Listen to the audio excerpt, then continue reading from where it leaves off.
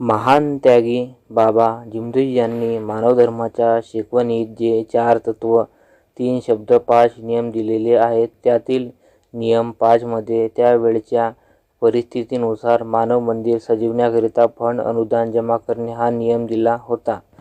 त्याप्रमाणे बाबांनी सेवकांचे मानव मंदिर सहकारी बँक, ग्राहक मंडळ यांच्या स्वरूपात सजविल्यानंतरही सेवकांना जीवनचरित्रार्थ चालविताना त्रास होतो हे लक्षात आल्यानंतर त्यांच्या कारणाचे संशोधन करून त्यावर निदान काढले. सध्याची देशाची किंवा संपूर्ण जगाची परिस्थिती पाहून ज्यात मानवाला भेडसावणाऱ्या समस्या कोणत्याही सरकार पूर्णपणे सोडवू शकत नाही किंवा कोणतेही सरकार आपल्या देशाची भरभराट करू शकत नाही. वाढती महागाई, अन्नधान्याची टंचाई, उद्योगधंदे कमी पडणे याला जर कोण जबाबदार असेल तर ती वाढती लोकसंख्या आहे. जोपर्यंत या वाढत्या लोकसंख्येला आळा बसणार नाही तोपर्यंत हल्लीच्या काळात कोणताही देश आपली प्रगती करू शकत नाही. म्हणून प्रत्येक देशाच्या सरकारने याविषयी बरेच संशोधन करून कुटुंब कल्याण या नावाची योजना राबविणे सुरू केले आहे. त्यात भारत हा देश दुसऱ्या क्रमांकावर आहे. परंतु ही योजना भारतात सरकारतर्फे यशस्वी झाली नाही. भारत सरकार अजूनही मर्यादित कुटुंबाकरिता मानव जागृती करून निरनिराळ्या प्रकारच्या योजना राबवित आहे. पण सरकार अजूनही लोकसंख्येला मात्र आळा घालू शकले नाही. महान त्यागी बाबा जिमदुई यांनी भगवान बाबा हनुमानजीचा वार्षिक कार्यक्रम आणि एका भगवंताचा 37वा प्रकट दिवस दिनांक 17/8/1984 रोजी साजरा करीत असताना सेवकांना भेडसावीत असलेल्या समस्यांचे निवारण खालीलप्रमाणे मार्गदर्शन केलेले आहे.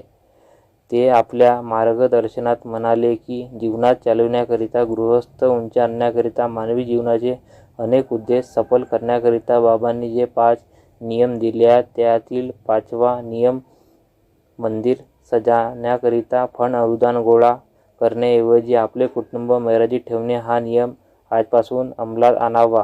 कारण फंड अनुदान भरपूर झाले असून त्या फंडाचा सदुपयोग आपण चांगल्या कामाकरिता केला आहे आणि त्या सर्व गोष्टीचा लाभ सेवकांना मिळतेही आहे. परंतु सेवकांना त्यांच्या मुलाचे योग्यरित्या पालनपोषण करता यावे आणि त्यांना चांगले शिक्षण देता यावे याकरिता प्रत्येक कुटुंबात परिवार नियोजन आणण्यासाठी खालीलप्रमाणे नियम पाळावेत असा आदेश सेवकांना दिला.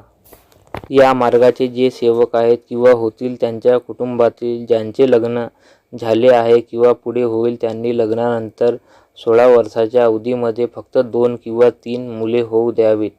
डॉक्टरी सल्ला घेऊन बायांनी गर्भप्रतिबंधक उपाय करावेत. प्रत्येक कुटुंबात मुलाच्या लग्नाची वयोमर्यादा 25 असावी. 25 वर्षाच्या आत कोणत्याही मुलाचे लग्न करू नये. महान त्यागी बाबा जिमदुई पुढे म्हणाले की आज असे पाहण्यात येत आहे की लग्न झाल्यावर 4-5 वर्षातच 3-4 मुले जन्माला येतात. त्यामुळे आईवडिलांची त्यांचे पालनपोषण करताना तारांबळ उडते आणि त्यांना खूप त्रास होतो. त्याप्रमाणे आईच्या प्रकृतीवर परिणाम होतो. वरील नियमाचे पालन केल्यास त्रास कमी होईल आणि खर्चात बचत होईल, जीवनमान उंचावेल. म्हणून सर्वांनी यापुढे मर्यादित कुटुंब हा नियम पाळावा असे आदेश दिला आणि त्या दिवसापासून म्हणजे 17/8/1984 पासून सर्व सेवकांनी तो नियम अंमलात आणला. अशा प्रकारे जे काम सरकार एकाएकी करू शकत नाही ते कार्य या मार्गातील सेवक बाबांच्या आदेशानुसार मार्गदर्शन करून त्यांच्याकडून संपूर्ण सहकार्य मिळवतात.